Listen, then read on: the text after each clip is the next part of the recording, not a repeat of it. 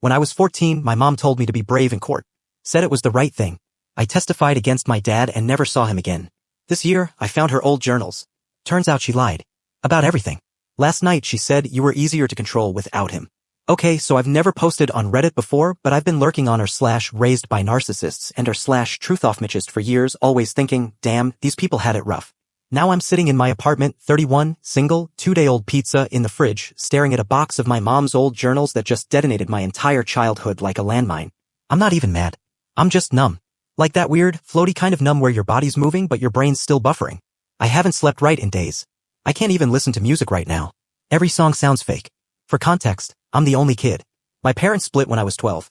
Court stuff happened when I was 14. Mom always told me my dad was dangerous. Controlling. She said he used to throw things, scream, gaslight her, the whole nine.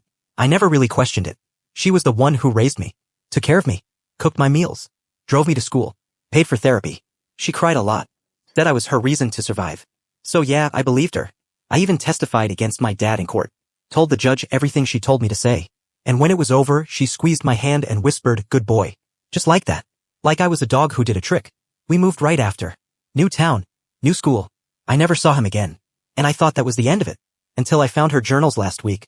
And everything fell apart. I remember the courtroom like a fever dream. Beige walls, buzzing lights, that weird burnt smell from the hallway vending machine. I was wearing a too-big dress shirt with sleeves my mom had to pin back. She'd picked it out for me the night before, said I needed to look like a good boy. Funny. I thought she meant respectful. I didn't realize it was literal. I was nervous. I thought everyone was watching me. I kept looking over at the bailiff, then at my mom. She sat up straight, hands folded like a church lady. But her eyes were sharp. Cold. She didn't cry. She didn't blink much. Every now and then she'd give me a little nod. Just enough to keep me on script. They asked me if I ever saw my dad hurt her. I said yes. They asked if I ever felt unsafe. I said yes. They asked me if I thought she was telling the truth. I said yes. Every time. But the truth was I didn't know. Not really. I was just repeating what she said. She'd rehearsed it with me the week before while we ate takeout on the couch. It's not lying, she told me. It's protection. I was 14. After the trial, she took me to Dairy Queen like it was Little League or something. I remember sitting in the booth across from her, eating a chocolate-dipped cone with shaky hands. She was calm. Calm in a scary way. You did good, she said. Good boy. I didn't know why I felt sick. We moved that summer. She said it was for a fresh start. I lost all my friends, changed schools, and we never talked about the trial again. Not once. My dad was just gone. No calls. No letters. No birthday cards. Nothing. I grew up thinking he didn't care. And my mom, she played the part. PTA meetings. Homemade Halloween costumes. Therapy appointments for the trauma. Every time I had a meltdown or got quiet for too long, she'd say it was because of what your father did to us. I believed her. For years. Even when I got older and some of it started to feel off, like how none of her stories matched or how she always changed the subject when I asked for details I didn't push. She'd just cry. Or get super cold and say, you don't remember because you blocked it out. I figured maybe that was true. When I was in college, I asked her once, just once, why she never let me see my dad. She stared at me for a long time. Then she said, he's a manipulator. You're too soft. You'd fall for it. And that was the end of that. She never mentioned him again. Fast forward to now. I'm 31. I live alone, work remote, try to stay out of drama. My mom and I still talked, but it was more distant, like holidays, birthdays, the occasional guilt text. Last month, I was cleaning out the garage of my old childhood home. She'd sold the place and asked me to help her clear it out. I can't do it alone, she said. Too many memories. I thought it'd be a chill, kind of nostalgic day. Instead, I found the journals. They were in a box labeled seasonal decor, buried under fake snow, broken string lights, and old wrapping paper. At first, I thought they were diaries from her teenage years or something. Nope. They started around the time of the divorce. Neat handwriting. Color-coded entries. Sections underlined. I shouldn't have read them. But I couldn't stop. And what I found made my stomach drop. She hadn't left my dad because he was abusive. She left because he wanted to share custody and she hated the idea of not being the sole parent. She called it losing control. Said she refused to let some emotionally stunted man influence her perfect son. She wrote about prepping me for court. Coaching me. Making sure I'd perform well enough to be convincing. There were even notes about which stories to tell, which details to include, what emotions to show. She called it war strategy.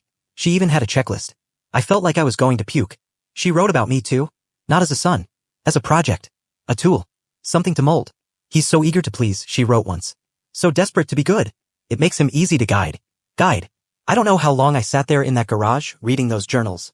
I just know it got dark and I was still holding them when my phone buzzed. It was a text from her. How's it going in there? Did you find the old snow globe? I didn't respond. I didn't say anything for 3 days. Then I called her. I didn't yell. I didn't cry. I just asked, did you really lie about Dad? There was a long pause. Then she sighed. I did what I had to do, she said. You wouldn't understand. You were a child. That's not an answer, I said. Another pause. Then she said you were easier to control without him. Just like that. Calm. No apology. No regret. I hung up. I haven't spoken to her since. But now? Now she's trying again. Texting. Calling. Leaving voicemails saying I owe her a conversation. That no parent is perfect. That I should be grateful I had a mother who cared. I'm not angry. I'm furious. And more than anything, I want to find out what really happened to my dad. I started digging that same night. I couldn't sleep. I couldn't even sit still. My hands wouldn't stop shaking, like my whole nervous system was trying to tell me something my brain wasn't ready to process. I opened my laptop and stared at the search bar. It felt like typing his name was some kind of betrayal. Like I was crossing a line she'd drawn in blood years ago. I actually hesitated for a full minute, my fingers hovering. Then I typed it. There he was. It wasn't a flashy profile. Just a basic LinkedIn with a grainy photo. But it was definitely him. Same eyes. Same jawline as mine. My stomach flipped. He was still in the same state. 2 counties over. He had never moved far. I clicked through every tab, even checked his Facebook. Private, but the banner photo showed some beach. No family pics. No recent posts. It felt like staring through a window into a house I used to live in but forgot ever existed. I stared at the messaging box for over an hour. Finally, I just wrote, "Hi. This is probably weird, but I think I'm your son." He answered the next morning. Simple. Calm. I hoped I'd hear from you someday. I broke down. Fully, quietly, sitting on the bathroom floor at 6 a.m. while my coffee maker beeped in the kitchen. It wasn't loud or dramatic. Just this long exhale of pain I didn't realize I'd been holding in for 17 years. I covered my mouth and let it out. We set up a time to meet. Neutral ground, a public park halfway between us.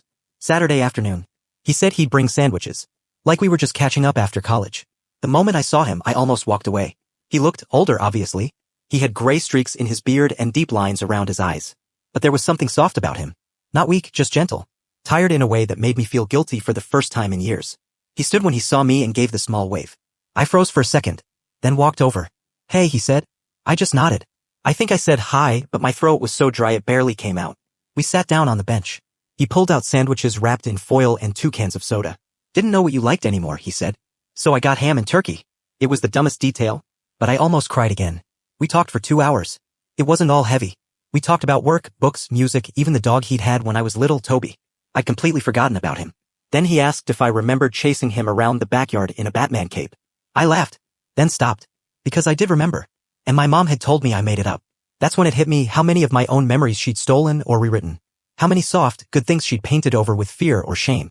Sat there staring at the sandwich in my hands, and I felt the slow, deep rage start to simmer. Then he said, "You probably have questions." I asked him what happened. Really happened. He didn't flinch. He told me she left after a series of fights. Nothing violent. Just long, bitter disagreements about parenting, money. She wanted full custody. He didn't. She filed for a restraining order and accused him of emotional harm. He said he didn't fight it. He said he wanted to. But every time he tried to call a lawyer, she'd say something that made him stop. "She told me you were scared of me," he said. "That you had nightmares.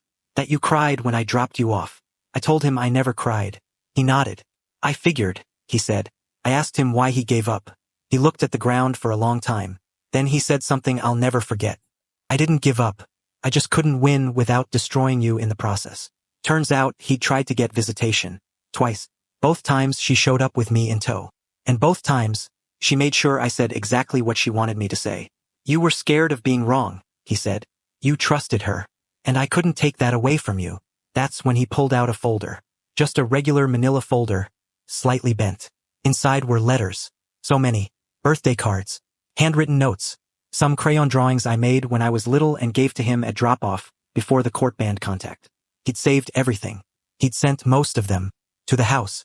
To my school once. She'd intercepted all of it. "I didn't stop caring," he said. "I just stopped making it worse. I didn't cry this time. I just sat there, feeling every year between us hit like a truck. All the times I thought I was unwanted was just him keeping his distance to protect me. He never remarried.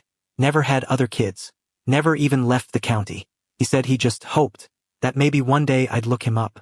And when I did, he said it felt like someone let him breathe again. That night, I ignored every text from my mom. I knew they'd come.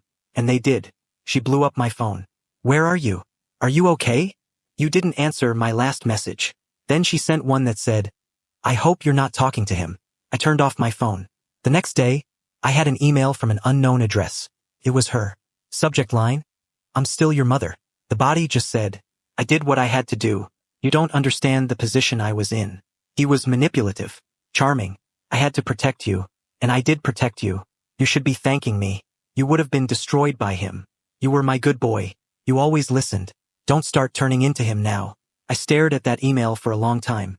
Then I forwarded it to myself, just in case. And I blocked her. I'm not proud of how long it took me to see through it all. But I'm here now. I'm rebuilding. My dad and I text every day now. We're not rushing anything. Just learning how to be real with each other again. How to be people. Not war stories. My mom still tries to reach out. But I don't listen anymore. And I'm never being her good boy again. It's been about 8 months since I blocked her for the last time. And this time I actually meant it. No more guilt spirals about, but what if she's sick? No more checking burner accounts to see if she reached out. No more getting caught in that endless loop of hope and dread. Just a clean, dead line of silence. And in that silence, the weirdest things started happening. I started remembering stuff. Not big aha moments. Not dramatic outbursts or screaming matches. No, it was the small things. The quiet stuff. The stuff that slips under your skin and stays there for years without you realizing. Like how she'd give me these weird looks when I came home from a weekend at Dad's. Not angry, just studying me, like she was checking for signs of contamination. If I seemed too happy, she'd go cold. If I mentioned something we did together, she'd find a way to twist it. I once told her dad let me pick the pizza toppings. She looked me dead in the eye and said, Of course he did. He's always trying to buy your love. I was 9. I just liked pepperoni. There was the way she'd wake me up some nights to talk. I thought it was normal. I thought that's just what moms did. Hold you too tight and whisper, You don't need anyone but me. I believed her. At the time, it felt like comfort. Now, it makes my stomach turn. And the memories kept coming. Like how she'd cry in front of me on purpose. Full-on sobbing breakdowns in the kitchen. Then wipe her tears and say, Don't tell your dad. He'll just use it against me. Or how she'd fake forgetting to buy me new clothes until Dad offered. Then act betrayed when I wore the things he gave me. She played both sides like it was chess. And I was the pawn. I didn't talk to anyone about it at first. Just kept a little note file in my phone.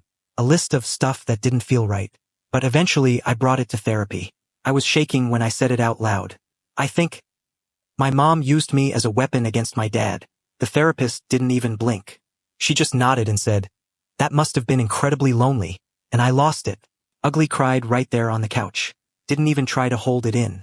She just sat with me through it, like it was okay. Like I was okay. Now I see Dad more often. Not a lot. Just enough. We go for walks. He shows me how to do practical stuff, how to change oil, how to unclog a sink, how to grill a decent burger. One time he taught me how to argue with a customer service rep without sounding like a lunatic. We laugh more than I thought we would. Sometimes we talk about her. Not often. But when we do, he always says the same thing. You were a kid. You weren't supposed to be in the middle.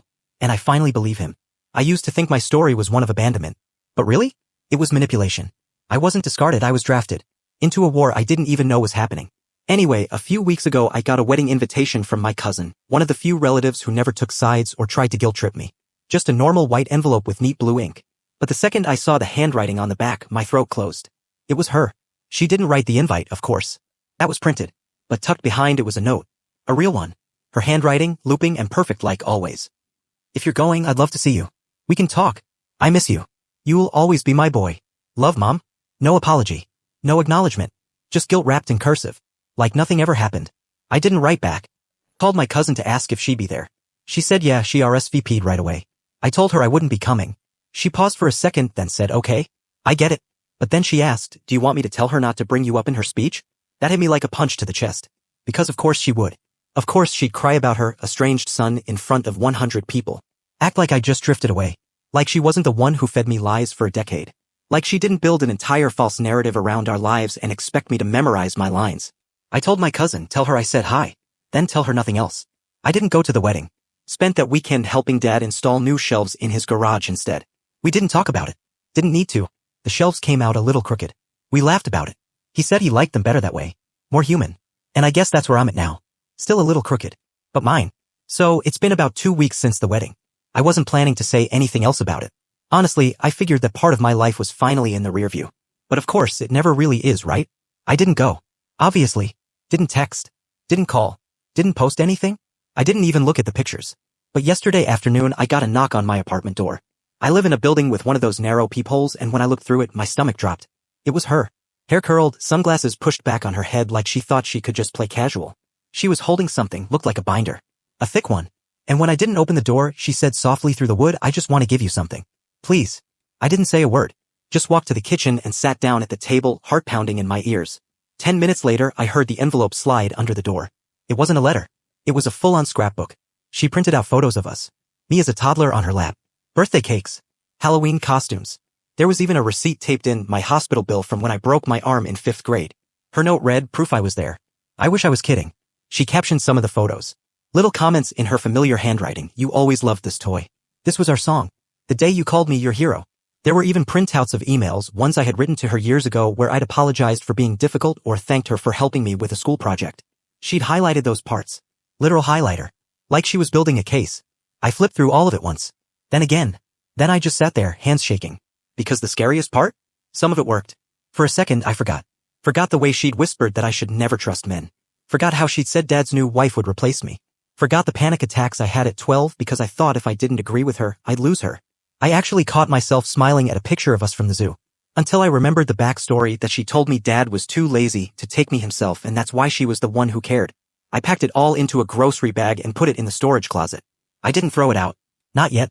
I don't know why. Later that night, I got a text from a number I didn't have saved.